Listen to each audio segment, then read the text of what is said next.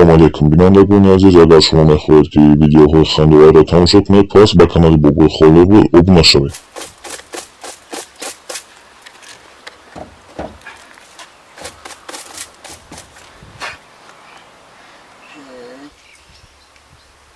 الو نبا ما همش فهمیدم مادرت در کار نبودم. یک هفته شید یک بار زنگ نمیزنی. همه هفته کار داشتم نتونستم زنگ زدم. انا کمخمه در اومه پرتم. خطا در اومی پرتو هی تری کار نکی خودت خطا شرمنده نکن.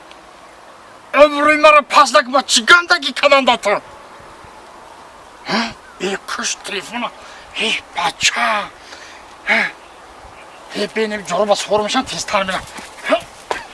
انا که دویده کده میویه در پیشی پا میبره. انا بعد معلوم میشوه که مرا دوست میداشته یا نه. من باید تیزتر برم که خشب در او پرتوی کارو بزه میشوه. جران دستی من دستی عجوز کمپیر یا بچه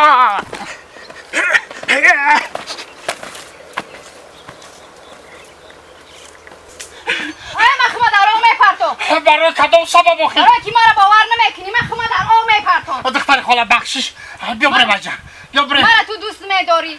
این روزا زنگ نمیزنی. مخمه در اومه پرتم. واه بابی خالدور بای حالا بای بچه این نمی دختر همی بچه های کن ای سحر رای راز بردوران نمیو دختر گفته زمان خدمه اودا میپردم بیا بریم خلاص آقای خودشو آودا میپرتم بگه نمیکنی که مخمه در اومه پرتم. های تو چی باید پرتو که بیا بریم اجا؟ نه مخمه میپرتم در او. خیلی برای دارشه.